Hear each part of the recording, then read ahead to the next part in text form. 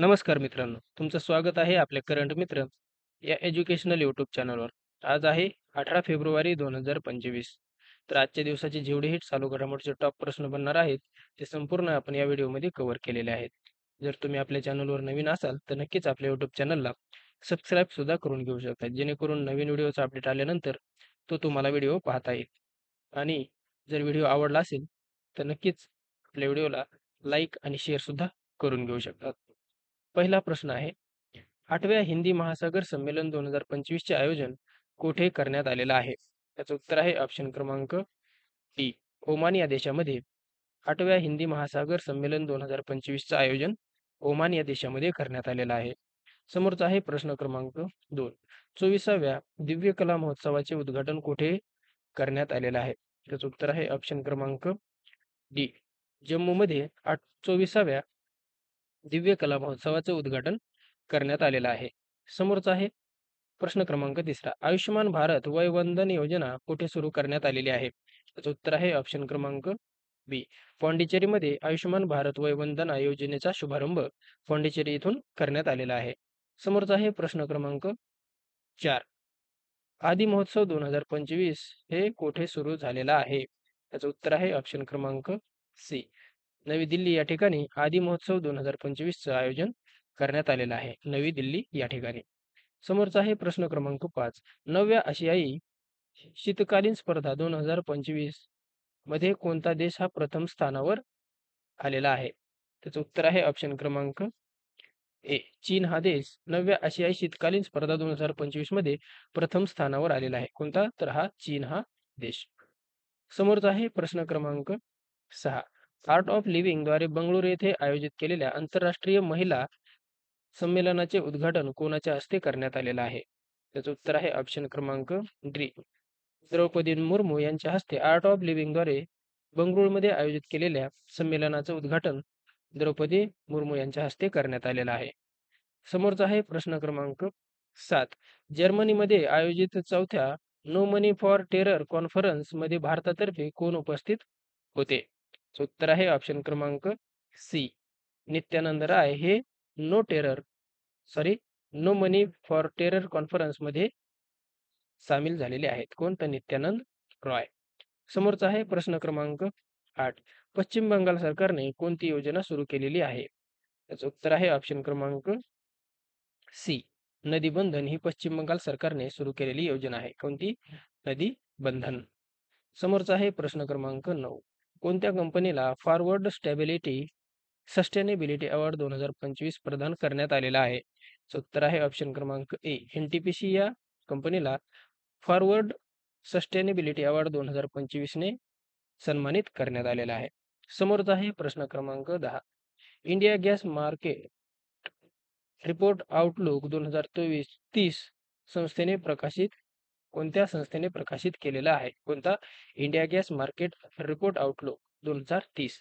तर याचं उत्तर आहे ऑप्शन क्रमांक बी, IEA या संस्थेने हा रिपोर्ट प्रकाशित केलेला आहे.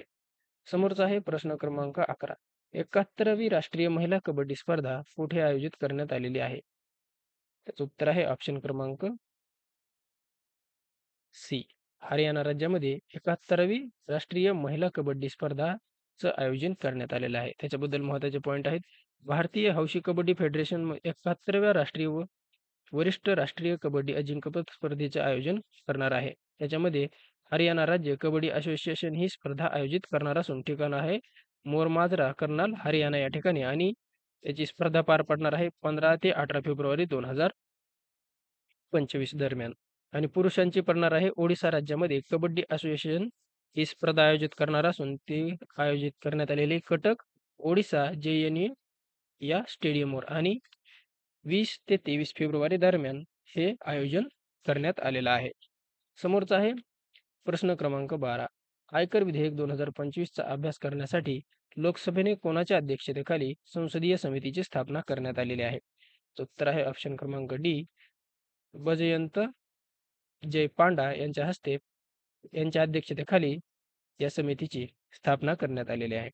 समोरचा आहे प्रश्न क्रमांक 13. ब्लूमबर्ग रँकिंग 2025 नुसार आशियातील सर्वात श्रीमंत परिवार हा कोणता ठरलेला आहे? याचं उत्तर आहे ऑप्शन क्रमांक डी. अंबानी परिवार हा 2025च्या आशियातील सर्वात श्रीमंत परिवार ठरलेला आहे. कोणाच्या मार्फत? ब्लूमबर्ग रँकिंग 2025 नुसार. समोरचा आहे प्रश्न क्रमांक 14. ब्रिक्स 2025 परिषद कोणत्या देशात होणार आहे?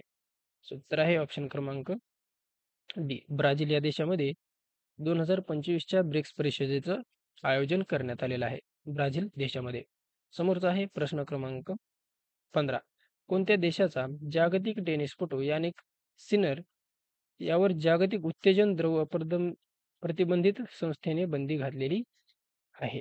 त्याचं उत्तर आहे ऑप्शन क्रमांक ए. इटली या देशाचा टेनिसपटू आहे यानिक सिनर, याच्यावर उत्तेजक द्रव्य घेतल्याबद्दल बंदी घातण्यात आलेली आहे. समोरचा आहे प्रश्न क्रमांक 16. 19वे मराठी विद्रोही साहित्य संमेलन महाराष्ट्रामध्ये कोठे होणार आहे? त्याचं उत्तर आहे ऑप्शन क्रमांक बी. छत्रपती संभाजीनगरमध्ये 19वे मराठी विद्रोही साहित्य संमेलन आयोजित करण्यात आलेलं आहे. कुठे? तर छत्रपती संभाजीनगर या ठिकाणी. समोरचा आहे प्रश्न क्रमांक 17. कोणाच्या हस्ते नागपूर येथून देशातील पहिल्या रोड ट्रेनला हिरवा झेंडा दाखवण्यात आलेला आहे? त्याचं उत्तर आहे ऑप्शन क्रमांक डी. नितीन गडकरी यांच्या हस्ते या पहिल्या रोड ट्रेनचं उद्घाटन करण्यात आलेलं आहे. आता सुरुवात कुठे होणार आहे? नागपूर या ठिकाणी त्याचं उद्घाटन केलेलं आहे नितीन गडकरी यांनी. समोरचा आहे प्रश्न क्रमांक 18. कोणत्या ठिकाणावरून देशातील पहिल्या रोड ट्रेनला हिरवा झेंडा दाखवण्यात आलेला आहे? तर तो दाखवण्यात आलेला आहे नागपूर या ठिकाणी. समोरचा आहे प्रश्न क्रमांक 19. कोणत्या देशाच्या माकुहारी शहराच्या धर्तीवर वसईजवळ नवे शहर उभे करणार आहे? त्याचं उत्तर आहे ऑप्शन क्रमांक सी. जपान या देशाच्या माकुहारी या शहराच्या धर्तीवर वसईमध्ये नवे शहर उभारण्यात येणार आहे. समोरचा आहे प्रश्न क्रमांक 20. आयकर विधेयक 2025चा अभ्यास करण्यासाठी लोकसभेने किती संसदीय समितीची स्थापना केलेली आहे? त्याचं उत्तर आहे ऑप्शन क्रमांक बी. 31 सदस्यांची ही समिती असणार आहे. तर त्याच्याबद्दल आपण काही नुकतेच प्रकाशित झालेले महत्त्वाचे पुस्तके आणि त्याचे लेखक याच्याबद्दल आपण माहिती घेऊ. पहिलं आहे the new icon, Savarkar and the facts, हे पुस्तक आहे अरुण शौरी यांचं. समोरचं आहे how India scaled mount G20, the inside story of the G20 presidency, हे पुस्तक आहे अमिताभ कांत यांचं. समोरचं आहे सौमित्र चॅटर्जी आणि त्यांचे जग, हे पुस्तक आहे संघमित्रा चक्रवर्ती यांचं. समोरचं आहे I am a soldiers wife, हे आहे गीतिका लीडर यांचं. समोरचं आहे द वर्ल्ड आफ्टर गाझा, हे पुस्तक आहे पंकज मिश्रा यांचं. समोरचं आहे संसद, अधिकार, कार्य आणि विशेषाधिकार, हे आहे डॉक्टर के.एस. चौहान यांचं. समोरचं आहे द अनइल्डिंग जज, the life and legacy of justice in Grover, हे पुस्तक आहे attorney general R Venkat Ramani यांचं. समोरचं आहे अवर जर्नी टुगेदर, हे पुस्तक आहे डोनाल्ड ट्रम्प यांनी नरेंद्र मोदी यांना भेट दिलेलं आहे. हा हे महत्वाचा पॉईंट असणार आहे. मित्रांनो, हे होते काही 18 फेब्रुवारी 2025चे महत्त्वाचे चालू घडामोडीचे प्रश्न. जर तुम्ही आपल्या चॅनलवर नवीन असाल तर नक्कीच आपल्या चॅनलला सबस्क्राईब सुद्धा करून घेऊ शकतात, जेणेकरून नवीन व्हिडिओचा अपडेट आल्यानंतर तो तुम्हाला पाहता येईल.